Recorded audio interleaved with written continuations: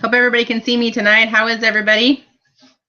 Hope everyone is doing amazingly well. So let me turn my phone down. Sorry about that. Apparently I am on. So tonight I am not by myself totally. Jeff will be here shortly. And that way if he can help me answer the questions that you guys have, that's kind of what we're going to do. So you're going to have to hold off on some questions for me because I can't see them while I'm on here and looking at his computer. But what we're going to talk about this evening is contracts.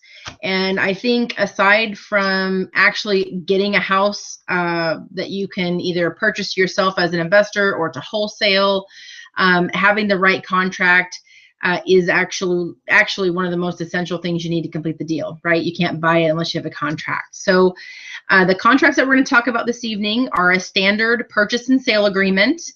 And then we're going to focus on the assignment of contract. And I also want to kind of tell you the process and how to use them.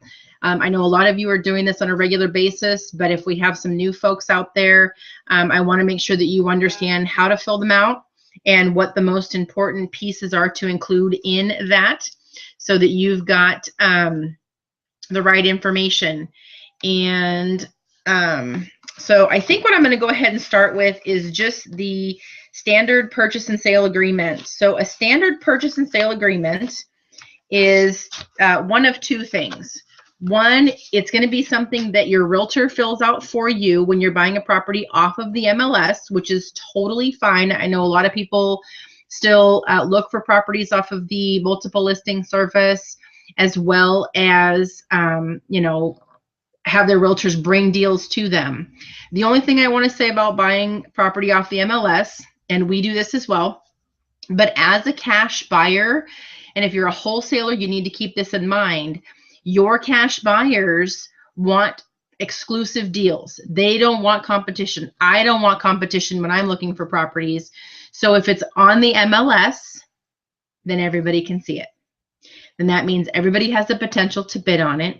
Then becomes multiple offer situations, highest and best situations. And a lot of times what that does is it creates a convoluted situation for you as a wholesaler because you're driving up the price with multiple offers and highest and best, and then you have to add your fee on top of that and then bring it to your end buyer, your cash buyer, at a much higher price.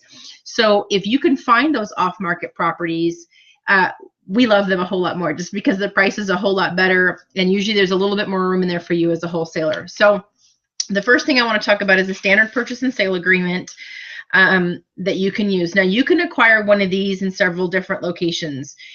You find one here on the IE site. I think there's some here for you to use as well.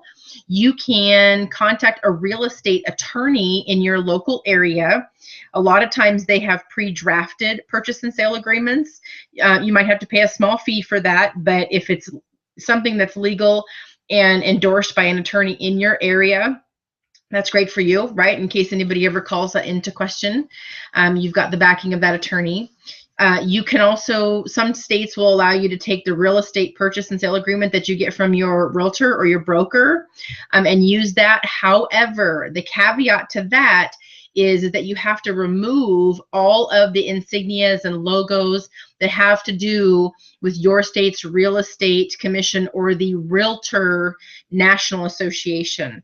So I can't take a contract that says State of Indiana Realtors Association with the big Realtor R on it and use that contract for a for sale by owner.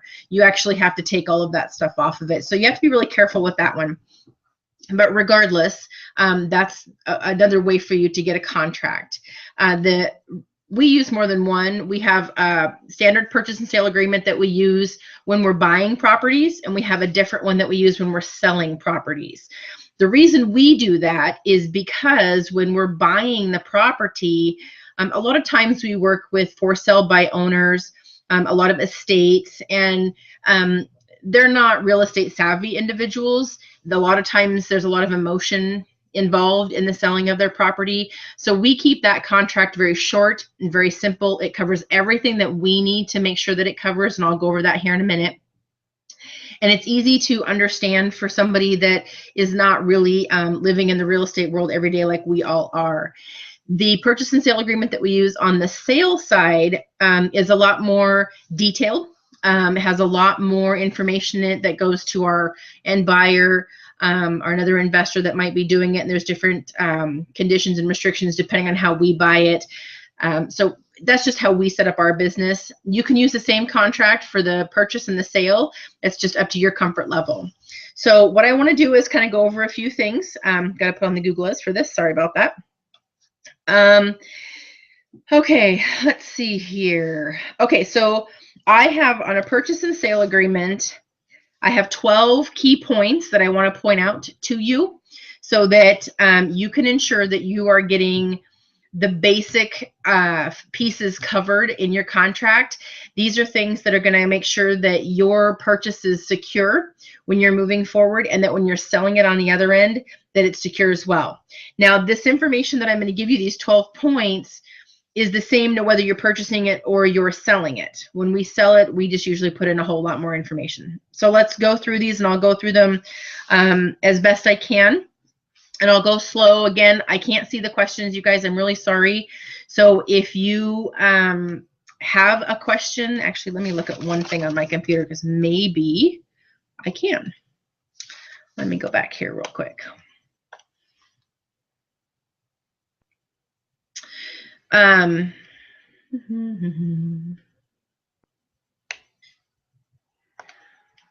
Okay. I can go back and forth between the IE site and the Hangout, except that I don't know that I can see the questions. So I'm going to try and go back and forth. So the first topic is you want to make sure that on your purchase and sale agreement, you have the date that you're making the purchase, or not the purchase, I'm sorry, the date you're writing the contract. And then when you're selling it, it's the same thing. So the date on the top of your contract needs to indicate the date that you're actually writing the contract. So point number one, the date you are making the offer or you're selling the property to your end buyer. Okay. The second one, you need to indicate who the seller is and who the buyer is. Now, if these are business entities, all you really need to indicate is the name of the company. So, for example, if I'm the buyer, I'm going to put that I'm buying it from Jane Smith, and I'm the buyer as whatever entity I'm buying it under. Heflin Properties, LLC, J&A Land Acquisitions, LLC. It doesn't really matter what entity I buy it under. You just want to make sure that that's clear. It is not required for you to put your personal name next to that business entity unless you feel you need to. Now, if the other individual is a business entity as well, just again, the business name is perfectly fine. In our contracts, the seller is usually listed first, just so you know. That's kind of how we have it. So number one, the date you're making the offer or writing the contract, and two, indicate who the buyer and the seller are as whatever name that they're buying or selling under. Okay, number three, property details. There's a couple points in here. First of all, you want to indicate the property's physical address. This is the address that the mail would be going to, or that when you are driving by, you're going to see on the street. You're also going to want to include the parcel number or the PIN number, whatever you call it, depending on where you are, and you can find that number on your county assessor's website. And if you don't know how to use that, I suggest you familiarize yourself with that website. It's a lot of information about the property, and that's where you're going to get the third piece of information about the property detail, which is the legal description. I always put the legal description on my offers simply because it is another validation of the actual property that's being purchased. Everybody's human. The people at the county office are human. They make mistakes. And sometimes the PIN numbers get inadvertently mistyped, or it's, you know, the wrong number. And you want to make sure that the legal description is the valid one that goes along with your property. And you can validate that, like I said, at the county's assessor site. If you're uncomfortable about it, go to the assessor site and say, look, this is the property I'm looking to purchase. Can you please verify the parcel number and the legal description for me? And they're more than happy to do that at your assessor site or your county website or your county building. Okay, so number 4, purchase price. Very important. You want to indicate the price that you are paying for that property when you're locking it up on the first half of your deal. And when you're selling it on the other end, in regards to a double close, which I know we've talked about this before, you want to make sure that your wholesale fee is included in that price. Okay, so if I'm going to buy it from Jane Smith for $100,000 and I'm sending it to, or I'm selling it to, you know, Bob Watson for 120, then my first contract says 100, my second contract says 120. So that's on where you're going to do a double close. Okay, that's very important. I'm not going to talk about assignment of contract yet, because when I get to that contract, that's done a little bit differently, and I'll go over that in detail. But I want to talk about standard purchase and sale agreements on the buy side and the sell side. So what you're purchasing it for on the first contract and what you're selling it for on the second contract. Okay, I can see questions, so if anybody has any questions, go ahead, fire away. I'm good, and I'll try and catch that as I go through as well. No, point number 5, the earnest money amount that you're going to put down on that property. So when you're buying properties off of the multiple listing service and through a realtor, a lot of times there's a predetermined amount that the seller or the bank is going to require you to put down. It's usually no less than $1,000. It's typically $1,500, and a lot lately on a cash offer, we're seeing 10% of the purchase price. But regardless of what that is, you need to indicate what that is on your purchase and sale agreement. So if we're doing a for sale by owner property, sometimes we don't mention the earnest money, or we offer $100. And what we'll do is we'll write that $100 on there. And when we do a for sale by owner, that $100 goes not to the seller. It goes to the title company or to your closing attorney, your closing agent. They will hold that money in escrow for you. Do not, I repeat, do not give that to the seller of a property. Excuse me. If that deal falls apart, you're probably not going to get that money back because they've cashed the check and they've spent it on something already. If it's in the escrow account at your closing agent, and you get out of the deal within your time frame, then you're within the legal right to get that money back, and you know it's sitting in an account already. So the number 5 is the earnest money amount. A little side note, I'm going to switch gears here. If you are making an offer on a bank-owned property that is requiring a 10% earnest money, I would suggest that you make the offer with the funding. Don't say cash, just say it's funding and mark other. You can put private money, you can put hard money, and then once you get, and then you put the minimum down, which is usually $1,000 earnest money. Once you get the deal locked up and under contract, and you've gone through your inspection time frame and you're going to move forward with it, you can always go back and ask your realtor to amend the agreement to a cash transaction. They don't ever come back and ask you to pay that 10% at that point. So they've never done that for us. I would assume they wouldn't do it for anybody else. So if they do, don't hold that against me. But that's one way to get around that 10% earnest money piece of it. So just keep that in mind. All right, moving on. Number 6, you want to be sure and indicate where you're closing the transaction, whether it's the title company, a closing agent, or an attorney. You need to list the location of where the earnest money is being held and where you're going to be closing that transaction. That's very important so that all parties know where their documents are going to be coming from, who's going to be drafting them, and then again, where you're going to be closing the deal. And that's where the transfer of title is going to come from. Number 7, closing date. You need to mark down what is the anticipated date of closing is on that transaction, so everybody knows the timeline.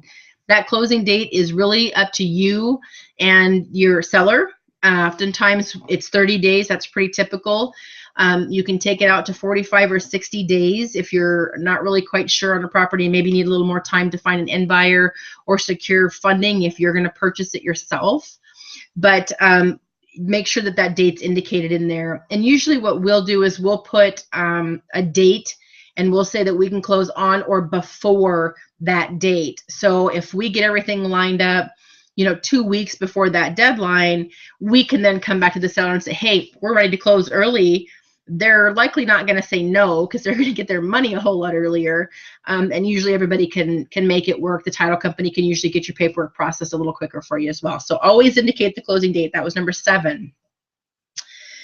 Number 8, you want to talk about tax prorations, deposits for rentals, insurance, and any rent that's collected on the property. Now, these are typically paid by the seller up until the day of closing. So here in Indiana, we pay our property tax in arrears. So we pay this year for last year's taxes. So when we buy a property as a buyer, I'm not going to pay last year's taxes because I didn't live in the property. So the seller prorates that tax onto us that they've already paid, and usually sometimes that gets passed on to the other one. Now, a lot of times banks don't prorate taxes any longer because oftentimes there's no taxes that have been collected. The bank's out of pocket for that. So that's something you're going to have to work out if you don't get the proration, whether or not you're going to pass that on to your end buyer. But you need to make sure that's noted in the contract, whether you are or are not getting tax prorations. If the property is currently rented, you want to, hang on and get a drink. You want to make sure that the security deposit gets transferred over to you. The previous owner does not get to keep that. You need to make sure that any rent collected is passed on to you from the day you purchase it to the end of that month. So if you buy the property on the 15th, the seller gets to keep the rent from the 1st to the 15th or the 14th, however you work that out, and you get it from the day of close to the end of the month. That's called a prorated rent, right? Same thing happens with any insurance on the property. If you are buying insurance and you're closing on the property on the 15th, you're not going to pay for insurance from the 1st. You're going to start paying on the day that you close. And your insurance agent should know how to make that happen and make that work without any issues. Again, all of those prorations, it goes between the 2 days. The date that you're closing forward is your responsibility. All right, number 9. This is a really big piece because this is one of the big areas that you're going to be able to get out of a contract. Hi, honey. Jeff's home. So it's the inspection time frame. We always ask for a 14-day inspection time frame. And what this does is this gives us an opportunity to get into a house with our contractor or an inspector if you want to have it formally inspected, to kind of assess the condition of the home a little bit further, look at the possible amount of rehab, and we can determine whether or not that deal is truly going to be a viable deal for us or our end buyer based off of that inspection. Now, our contracts say that we can have our inspection done by a licensed contractor or a professional home inspector. That gives us the option for one or the other. We're not tied down to having a formal home inspection. So if I go to a property and I have my contractor walk through and we determine the rehab is way too much, I can still walk out of that transaction and be penalized because I didn't have a formal home inspection.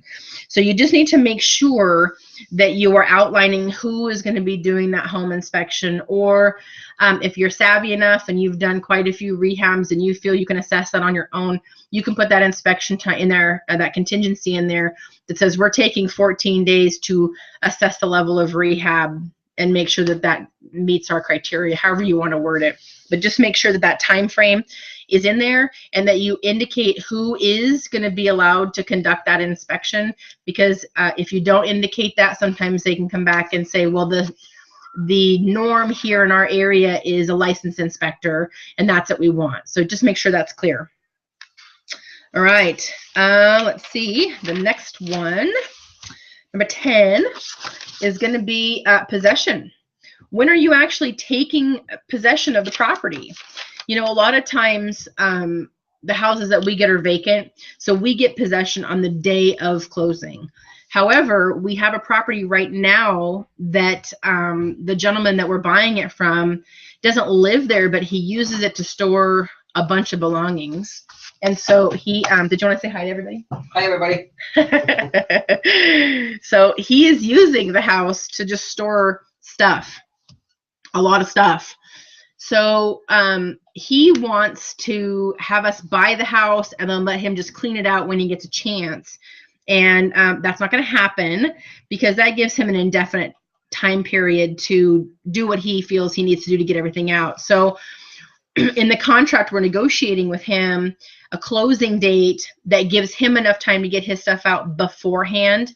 And once that property closes, any belongings left in the home now become mine. I own that. I own the home and its contents from the day of closing on. Anything left behind is mine unless we agree to let someone come in afterwards and take those belongings for maybe an extenuating circumstance, or maybe grandma's old piano's in there and they can't get a mover until the Friday after we close, and we're okay with that. But you just need to make sure that stuff is in your contract as to when you are taking possession of the property. That's the time you physically get the keys and you can start work.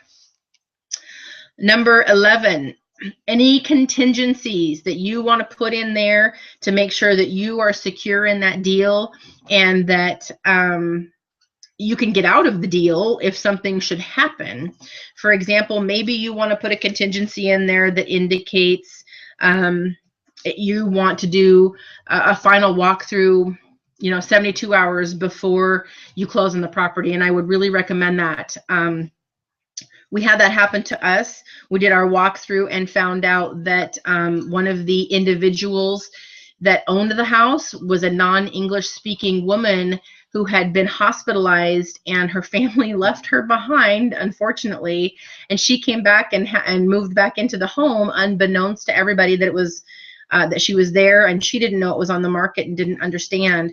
So we backed out of that deal 2 days before closing, simply because of the condition of the fact that, one, we didn't want to evict her, two, with a non-English speaking individual, that would have been very confusing for her, and we erred on the side of caution and compassion to her and let the family take care of that situation. So make a contingency to walk through 72 hours before closing. Make it contingent upon the approval of your other partner walking, which could be your end buyer. Don't ever say, oh, my end buyer, but say that my partner's approval, so that you know that if you can't get someone to buy it from you, that you have an opportunity to back out. Whatever contingencies you feel you need to put in there to feel safe and secure about moving forward on the offer. I think that was a big point. Number 12. This one is the date that the parties agree to have a finalized agreement. So the very first one was the date that you're writing the contract, right? So if I'm writing the contract on April 2nd and I'm sending it over to the seller, right? I'm the buyer, so I'm drafting the contract and I send it to the seller. I want to give them a time frame to respond to me by. So if I'm writing it on April 2nd, I usually want to give them 48 hours to respond to me, anywhere from 36 to 48 hours to respond to my offer. They're either going to accept it, they're going to reject it, or they're going to counter that offer, regardless of whether it's a property that's on the multiple listing service through your realtor or that you're doing on your own. You want to have that time frame in there for that contract to be accepted. If it goes past that time frame, you no longer have a valid contract. If you need to write an amendment to that, then you can certainly do that. If too much time has elapsed, just rewrite the contract and make sure that date is clear to both parties. Ideally, when you write the contract, you've already seen the property, you've negotiated a price. I will take a contract with us and we'll sign it right there in the driveway or the living room, wherever we happen to be, agreeing to the terms of that agreement. So when I leave, I have a signed contract. I can go home, scan it in, and send them a copy as well. What this also does is this gives you the contract in your possession to ensure that you can send that to your closing agent so that they are prepared and they know what the parameters of your purchase are going to be so that they can help you move forward as efficiently as possible. This is also good when you're doing a buy and a sell. If you do both of them, you can certainly send that to your closing agent again as well to make sure they see what your purchasing contingencies are or processes and what your sell process is. So let's see, can you add contingencies after all parties have already signed the contract? Okay, so great question. You can add them in an amendment to the original contract. Once a contract is already signed, that is a legal and binding agreement based on the current conditions of that contract. So if you need to change any contingencies or extend the closing date or anything like that, then what you need to do is you need to write an amendment to that contract and say, based off of a contract written on this day between these parties for the purchase of this property, we agree to amend blah, blah, blah, the closing date, you know, another 15 days or something like that. You want to make an amendment. You don't want to rewrite on that original contract. You want to make sure that the process, if somebody were to sit down that didn't know the deal and look at all the paperwork, they would actually be able to see what happened and not have any questions. So that's, I hope that answers your question. Yes, you can, but it has to be in an amendment. Let's see, there's a lot of other things you can add to your contract, especially if you're buying it and then turning around and selling it to somebody else. Like I said, depends on tax prorations. It depends on maybe the condition of their home. Maybe I ask to have the seller do something to maybe replace the furnace or something like that, and then I want to make sure that I let my end buyer know that they're installing a furnace but there's no air conditioning, so that doesn't count, or something like that. So you just want to make sure that you're putting everything in the contract that makes you feel comfortable. Once you've got your contract done, whether it's with one, number 11 was contingencies. Make sure you put the contingencies in there that are going to help you move forward with the deal and or get out of the transaction should something not work the way you want it to. That was number 11. So before I go on any further, does anybody, really quick, did anybody miss a number? There were 12 points that I wanted to bring out. 12 of them. I'm going to keep going, but I can see questions, so let me know if anybody has any more. So once you have your contracts, that's just the first part. So now you're responsible for managing the rest of that transaction, right? So if you're buying it from somebody, you want to make sure that those contracts get to your closing agent. If you're selling that same house to somebody else on a double close, you want to make sure that contract gets to your closing company or your title company or your attorney, because if they don't have both sides of that deal, something's not going to get finished. You're not going to get your money, and no one's going to end up with the property. So it really is your responsibility to follow up, email the contracts over, follow up. Hey, did you get the contract I sent yesterday? Great. Did you have any questions? No. Perfect. We're good to close on the 30th. Yeah, that's terrific. And then about a week out, I'll call or I'll email again, and I will say, hey, just following up, we're still scheduled to close next Thursday. Did you get everything that you needed to? Did the title paperwork come back okay? And move forward from there. So I'm going to go back a couple because I've got some questions here. So, so number 10 was possession. The day of when do you take possession of the property? That is the day that you actually get the keys and you can go in and occupy, rehab, or take possession of that property. That was number 10.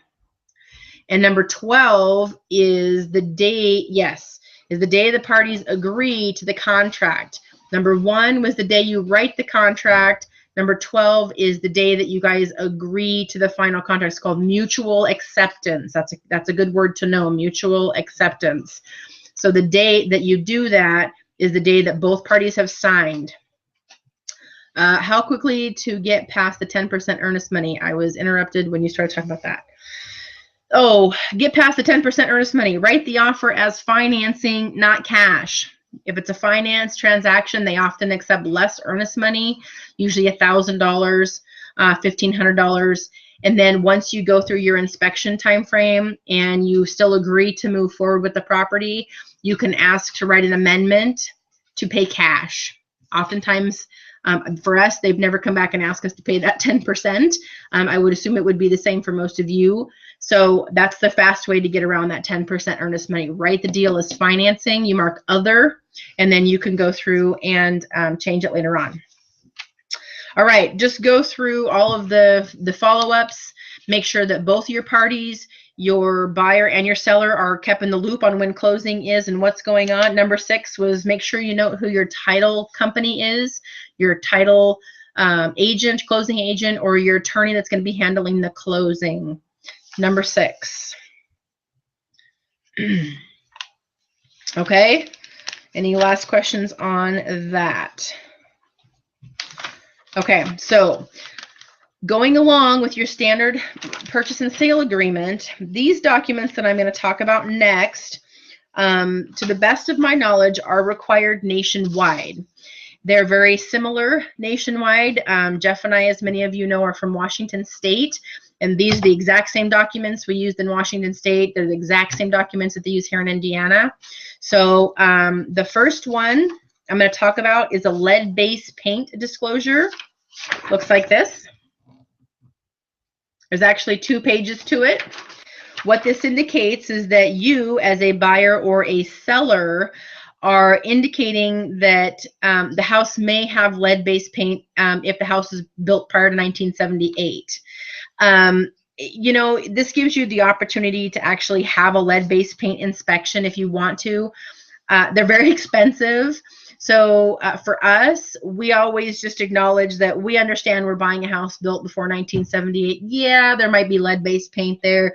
We understand that. We're waiving our right to have lead-based paint inspection, and that's what this agreement is. And what this is saying is that the seller either has no knowledge of lead-based paint or any lead-based paint hazards in the house, and that we don't have any reports on that. So we fill this out as the seller, and we complete it as the buyer from the seller when they send us those papers. Again, that's the lead-based paint certificate and acknowledgement. Looks like this. Actually, there's 2 pages. Page 1, page 2. You can't see those? Okay. I think you're in a delay. You'll see in a second. Okay. The second thing that goes along with that is what's called a seller's real estate disclosure. What this is this is another 2-page document that talks about the condition of the property. It goes through everything from appliances to electrical, heating and cooling, water and sewer, roof, and other disclosures. Every seller is required to fill this out to the best of their knowledge based on the condition of the home. And it goes through each section and it gives them an option. And it says, not included, it's defective, it's not defective, or I don't know. So if you're buying a property from a seller, you're hoping they fill this out and that it's complete. Now, as the seller of an investment property, someone who's never lived in the property, somebody who truly does not know its full condition, especially if I'm going to be wholesaling this, I'm going to fill this out and I'm going to mark I don't know on everything. That is perfectly acceptable. And on the second page, in section E, where it says additional comments, I always put an asterisk and I say the seller has never lived on the property or occupied the premises. It's very important that you put that in there so that they know you've never lived in the house. Now, if we are doing a rehab, right, and we put the house back on the market, we're still going to mark that we don't know everything. And the reason we do that is simply for liability reasons, because we truly we're rehabbing the property. And although we're inspecting everything along the way and we're making sure everything is done properly, we've not lived in the property, and we're not going to attest that the sewer lines in the front yard might be broken. And that doesn't happen until somebody has 100% use on the property. I'm not going to know that just using it through our rehab process. So you just want to make sure that you mark you don't know.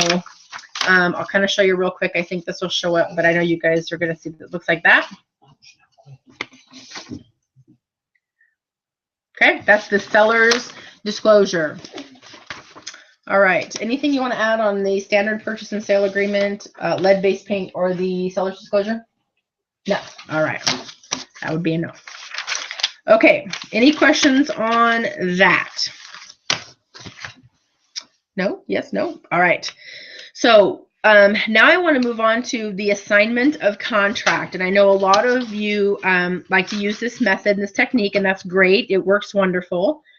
When you're going to want to use the assignment of contract is after you have drafted a standard purchase and sale agreement with your seller, right? You're buying the property, but instead of double closing on that property, you're simply going to assign your right to purchase to another individual or entity, right?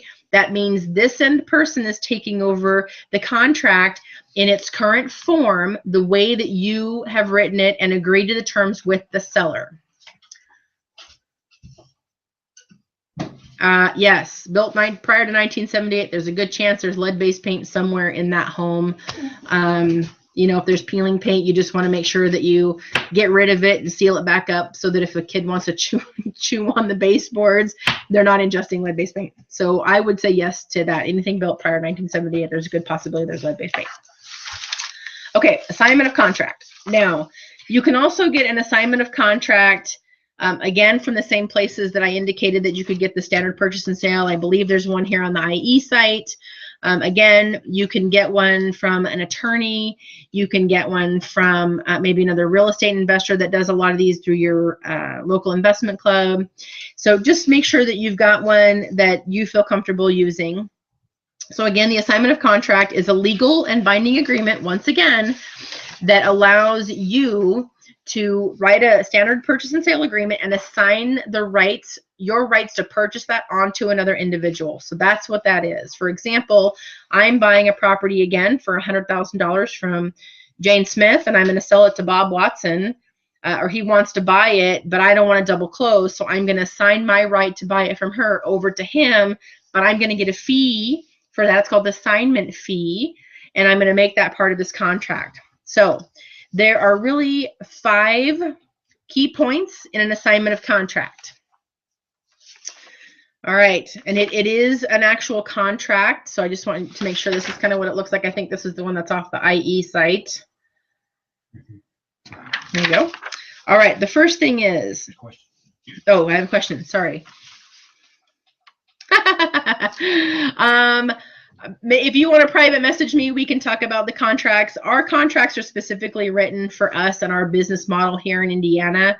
So I don't know that giving them out to other people are the best mode of doing that. However, I know that the IE site has a great one, and I really encourage everybody to find a real estate attorney in your area and get a purchase and sale agreement from them, because that's going to be written to your specific state and the laws and requirements there. So that would probably be my best answer on that. All right. The first point, key point on an assignment of contract is you want to make sure that you are noting the details of the original contract. Right? So you're referencing the standard purchase and sale agreement that you have with your seller. So you're going to want to note on there that you are referencing the contract that is dated April 2nd between the seller, Jane Smith, and myself, whatever my business entity is. And we're talking about the property described as or located at the address, the PIN number, the legal description. So the first part of your assignment of contract should outline the details, the basic details of your original purchase and sale agreement on your purchase, right? The date of the contract, the parties, yourself and the seller, and then the information about the property. The next piece on the assignment of contract should indicate who you are assigning it to, which also is known as the assignee. So you need to put their name on there. Number 3, what your assignment fee is. And I would suggest that you write it in a dollar amount as well as in written form, like you do on a check, right? You write the actual $500 over there, and then you write out $500, just so that it's clear. There's never any misunderstanding about what your fee is. If you don't have great penmanship, that's a good way to make sure you got both of those covered. So number 3 is what your assignment fee is. Number 4, when is your assignment fee paid? People do this differently all over the place, and truly it's a personal preference. For us, we do it at closing. If I'm assigning a contract to somebody, I will make sure that the title company cuts me my check. and the buyer pays for that. It's added to their closing cost, the end buyer added to their closing costs, and that way I am insured to get my money every single time. I don't have to go to closing for that. The title company oftentimes will mail me the check, or I can stop by their office and pick it up. A lot of times, some people will get their fee upon the signing of the assignment of contract. When both parties have signed, then you can get a check at that time as well. It's up to you. I know that if I get it through the title company, that check isn't going to bounce. And I know that I'm always guaranteed to get my money once the deal closes. So I think that's important. And that way, if the deal doesn't close, you're not ever obligated to give back your assignment fee. Or if you have a non-refundable fee, there's never any potential for legal ramifications if something goes wrong with the deal. So that's just a personal preference for us. And then the fourth thing was when is your fee paid? And number 5 is the date of closing according to the original purchase agreement. So again, you guys need to have that in there, and then you need to mark the date that you guys are agreeing to this assignment. So there's 2 dates there, that you're both agreeing that the transaction is going to close on the date in accordance with the original purchase and sale agreement, and then the date that you and your assignee are agreeing to the assignment of contract. And then both parties need to sign it at the bottom. And then again, it is your responsibility as the assignor to make sure that your closing agent, title company, or closing attorney gets a copy of that assignment of contract, because that is a legal part of that transaction. So for us, once I always give, if we're going to do an assignment of contract, I talk to my end buyer, and I share the first contract with them and say, here's the parameters of the contract. If they're going to agree to that, we sit down, we fill out an assignment of contract, we sign it, I take it home, I scan them both in together as one document, multiple pages of my purchase and sale and my assignment of contract, and I send that over to the end buyer so they have a complete copy of everything, and then I send it all to my title company.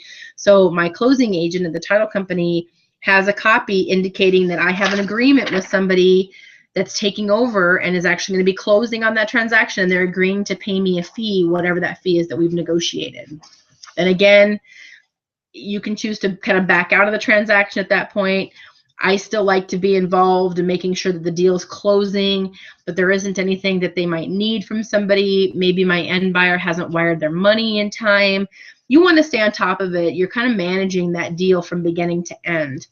So those are the 5 points of the assignment of contract. Does anybody have any questions on that? Assignment of contract. None? Hey, look at that. No questions. All right. We have a little bit of time. And so those are the contracts I felt that we get the most questions on.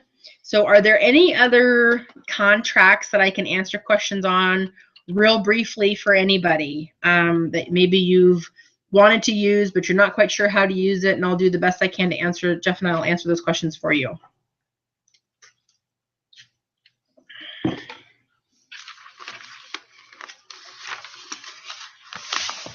None. I love it.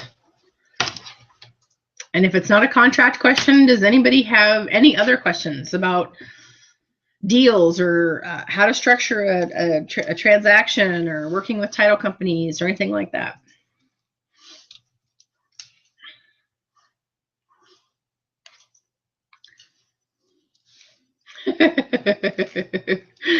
Jeff, it's like, what? Nothing? Okay. Well, if nobody has any questions at all, that means I did an amazing job. You're biased. And I guess then we can just kind of move forward. Like I said, if anybody has any questions about anything at all, I'm happy to answer anything that you guys might have. Jeff can answer questions here too as well. He's the one that's typing.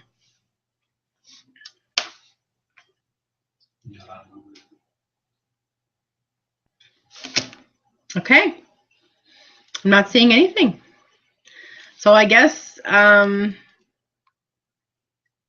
have heard of an assignment subject to. Do you want to talk about that? Well, it's not really any different than you're just wholesaling a property and buying something too. Okay. Do you want to come over here and talk about that? Since you know more about that, I do. You can talk about it. You can just simply say that's something. Okay. Jeff said those are very similar too. You're just assigning it subject to whatever the conditions are that you want to outline in there. I don't know that we've done or come across an opportunity to do too many of those. So, so how do you assign, or can you assign a subject to the existing loan? So the property has a mortgage on it. I'll talk about bird dog contracts in 1 second. So Kathy, are you talking about buying and wholesaling a deal that, or signing a contract that has a mortgage currently on it?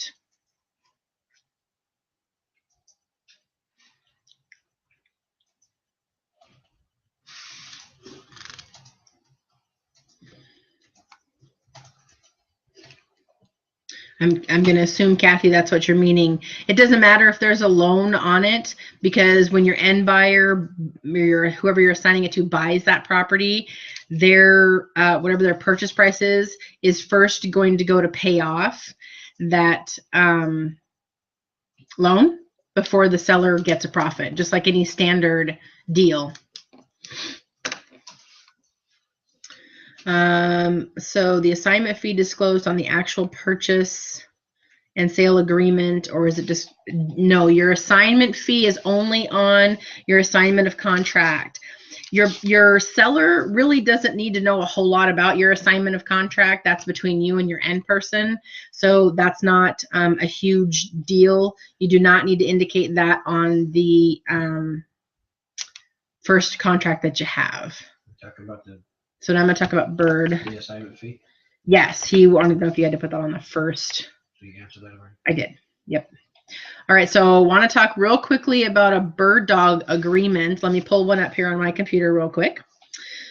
So bird dog agreement is a little different. What this is an agreement between you and a client, a cash buyer, where they're going to give you a fee for finding them properties. Now, you want to make sure when you're doing this, though, that it's very clear that you are not receiving commission for locating them a property if you are not a licensed real estate agent.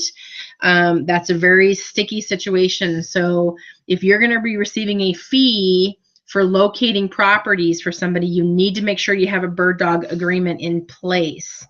So a bird dog agreement has a little bit different information in it. You want to have the date that you guys are engaging in the contract. Obviously, we're on this day, we're agreeing to have a bird dog contract. Again, you need to indicate the parties. You need to say your name and who your client is so that you know who you're getting your money from. And should this ever be called into question, you can show them, no, this person agreed to pay me a bird dog fee. You want to indicate the length of service that you're going to be offering. Maybe they only want to work with you for 3 months to see if they can get a deal from you. So you would mark the contract. This is a 90-day agreement starting on April 1st through whatever 90 days is from there. So there's a time frame on there. You want to indicate what your bird dog fee is. Is it going to be a flat rate per property, or is it going to be a percentage of the proceeds derived from the sale, right? Or the purchase price? You kind of have to work with the parameters of what exactly it is you're going to get as your fee. You want to make sure, again, that the termination of the agreement, everybody knows that anything after that date, you're not going to get a fee for, unless, and you might want to write this condition in there, that it's a property that you showed them during the time of your bird dog agreement. So if I show them a property on the 85th day and they don't want it, and then they contact the person that owns the house on the 92nd day and they buy around me, and I find out about it, I can still go after them or ask for them to send me the bird dog fee that I should be awarded for showing them that property. So you might want to put that contract in there. You want to make sure that it's understood that you are an independent contractor, that you are not an employee, you are not a licensed real estate agent, and that you are simply being a consultant or an independent contractor in respect to your client, helping them locate properties. Really, you know, that's the basic stuff of it. You can put a whole bunch of other stuff in there. You can indicate areas that they want to buy in, the types of properties that they're going to be giving you a fee for.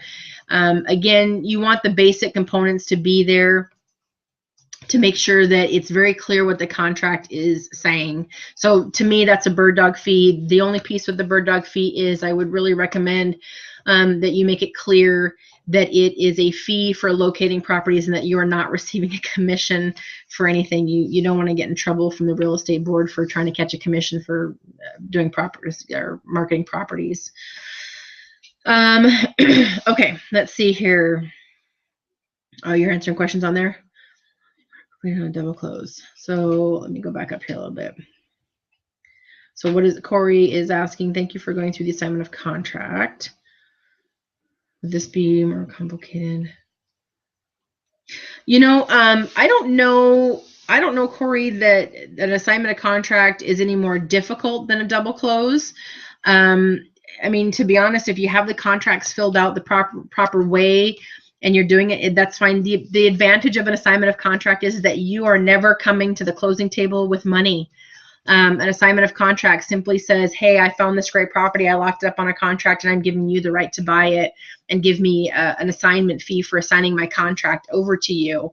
The double close, so let me back up. The assignment of contract, the fee is usually much less than if you were to double close on it, to be honest, because when you double close, your end buyer has no idea what you're doing on the first end of that transaction. They don't see that. That's a confidential deal between you and the seller. So I may be buying it for $100,000 from my seller, and I may be turning around and selling it for 120 or 130 to my end buyer, and I'm making a $20,000 or $30,000 spread, or $5,000, or whatever you're comfortable making, or whatever the deal will allow. You don't want to take meat off the bone for your end buyer.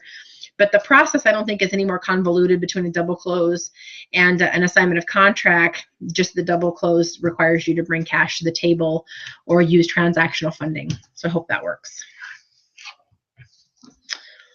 Any other questions?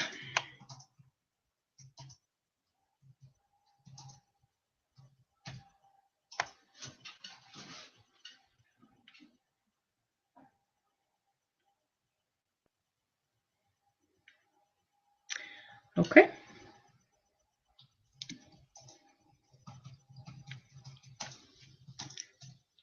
We're getting to the top of the hour here, so if anybody else has any other questions.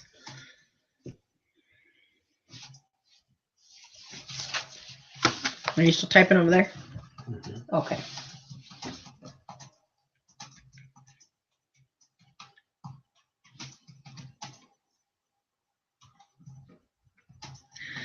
I don't know, another contract that you guys might want to, I did a little post on the IE side about quitclaim deeds. That's another way to buy and sell properties. If you've never bought with a quitclaim deed, it can be great. It can be kind of tricky though, so I would encourage you to go read on the IE site. It is under expert guidance. Just go ahead and look and see there. I put in there buying via quitclaim deed. Just read that real quick. That's another way to do that. We've purchased properties via quitclaim deed. We've sold properties via quitclaim deed. It just requires a little bit more due diligence on yourself to make sure that the property is free and clear of any other issues regarding liens or encumbrances on the property. So, did you answer Corey's question? Double close? Yes.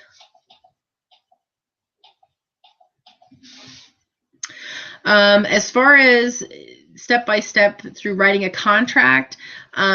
This broadcast, this hangout will actually be available to you, I think, starting tomorrow, so you can go back and rewatch the whole thing. And I think I went through it pretty step by step. Hopefully that'll help you. I honestly can't tell you that I know anywhere on the site specifically that has that. I'm sure there are other individuals trainings on here as well, because there's so much on the IE site that you can watch and go, but I couldn't tell you one specific place, but you can certainly watch this hangout later. Who pays earnest money on an assignment of contract? So typically your end buyer can pay that if you do it quick enough. If it's something where you have to pay the earnest money and then you find someone to assign it to, usually they can reimburse you for that. And again, that's something you need to write in your contract. And if your end buyer backs out, you might have if you're past your inspection time frame or those contingencies on the first part of that contract that don't allow you to get your earnest money back, well, then they don't get theirs back. So if they cancel within that time frame, for example, you get the deal locked up and they go through their inspection time frame, and 10 days in the 14 inspection time frame, they decide, there's too much rehab, I don't want it, and they back out, well then yeah, that you have to give them their earnest money back, and hopefully you'll have another buyer waiting there to come and pick it back up. But usually it's your assignee is the one that's paying for that, paying for your earnest money. Okay. Sorry, I know I talk fast. I will work on slowing down. It's hard to follow online. But this hangout will be replayed. I know that on here, so you can certainly do that. Are you answering the which would be preferable, assignment or double close? Yeah. Okay.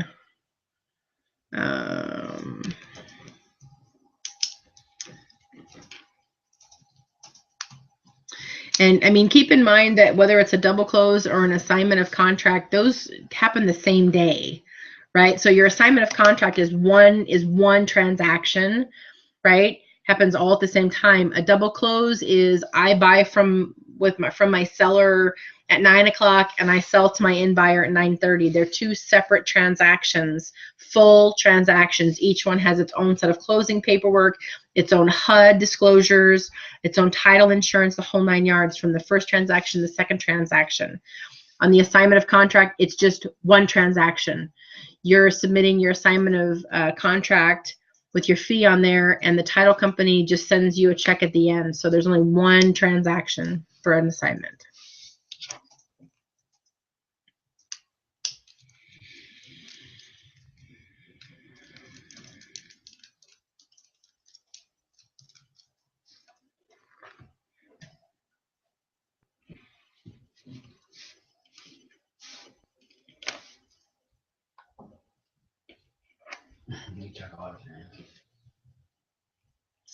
That's a good point that Jeff brings up too. On the double close, there's usually two sets of closing costs.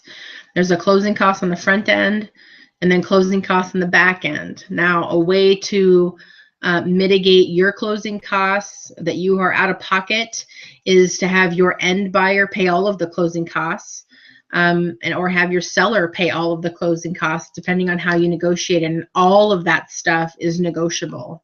So just keep that in mind.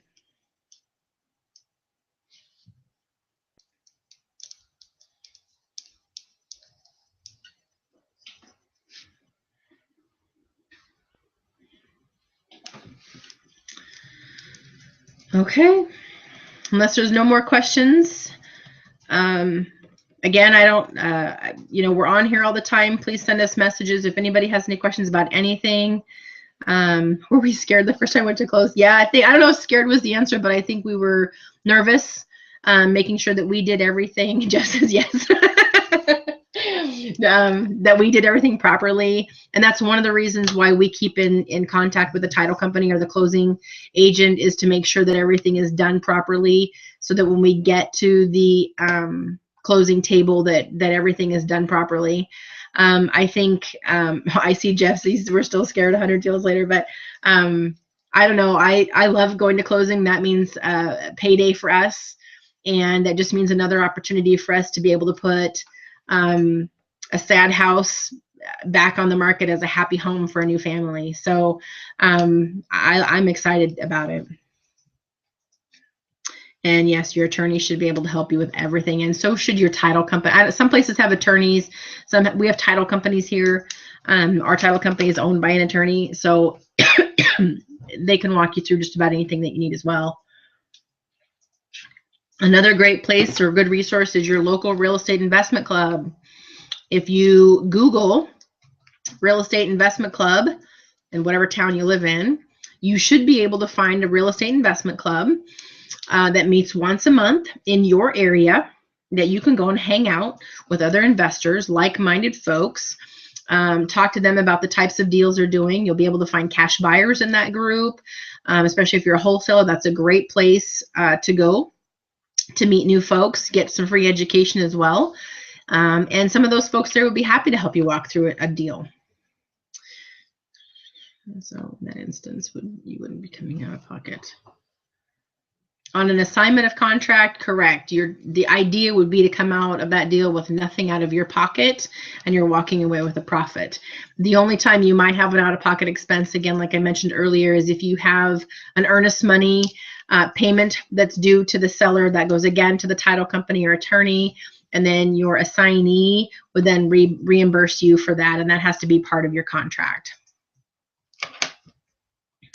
As far as what's more important, a real estate attorney or a title company, you know, they both have very different functions. We have a real estate attorney, and she, you know, we can get our contracts from her.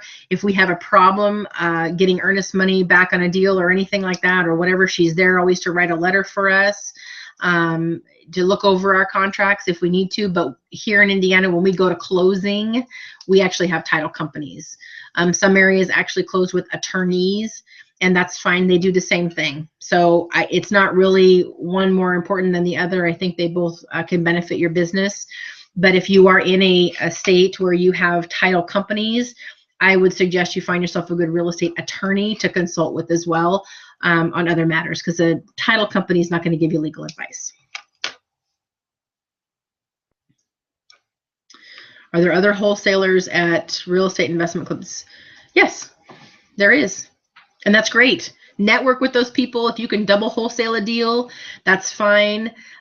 Jeff and I always like to tell people that in real estate investing, there's no competition. And that is not being boastful or anything like that. I just think there's so many deals out there, and your criteria is going to be different than my criteria or the next guy's criteria. So if you guys can network and work together and find deals and get them sold, isn't that what this is all about, and make a profit at the end of the day? Just because I have a buyer that's looking for something specific, maybe I can't find it, but another wholesaler can for some reason because their marketing is different than mine, and we can work together on it. Absolutely. So go meet those people, have lunch with them, coffee with them, talk to them, see how you can work together. This is all about relationship building, whether you're a wholesaler or an investor, a landlord, it doesn't matter. This industry is not about who's got the most properties or who's done the most deals, or it's about, you know, making the process better and more efficient, at least in our mind, for everybody involved in the industry. We want everybody to have a successful experience. So yeah, go meet some of those folks. Real estate attorneys cost a lot. Is per deal, or do we need to retain them? That's up to the individual attorney. Some of them you can just go buy their contracts and be on your merry way. If you want to retain some of them, you can. Or if you've got a great relationship with your attorney, they just bill you by the hour of whatever it is that they're helping you do.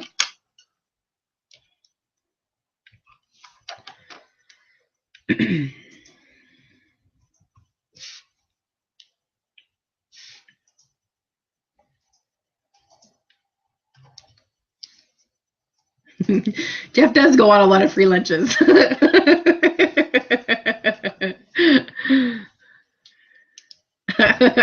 Yeah. I don't know about that, but well, thank you. We do make a great team, but we could do this individually. So I don't want anybody on here to think if you don't have a partner or someone you're doing with this on a regular basis, that's just a perk for us. There's a lot of folks that do this, that do it by themselves, and they're very, very successful. So please keep that forefront in your mind. You could be an army of one on this if you need to and still have great success. Okay, so on the relating to earnest money deposit, and you can opt for other to get around the deposit into escrow. Okay, so let me go back and talk about that again. So when you're going to mark other is when you're not going to buy it with cash, right? Not buying it with cash gives you an opportunity to pay less earnest money. That earnest money still has to go to, you know, your closing agent or whomever, but you just don't have to pay the 10%. A lot of times the banks, foreclosures, they're asking you to put down 10% on a cash offer. So to get around that 10% earnest money requirement on a cash offer, you mark other under the financing portion of your contract, and then you only have to pay like $1,000 or $1,500. Then once you go through your contract contingency and you're moving forward to close, write an amendment to say that you're going to pay with cash at the end, and then they're not going to come back and ask you for that additional 9% or whatever it is. That's what that mark is. Still has to go to title or closing. In some states, you write it to the other broker that's listing the property for sale, and they put it in their escrow account or whatever, and that's fine too. But the key is you just never want to give earnest money check to a private seller, because you're probably never going to get that money back. So.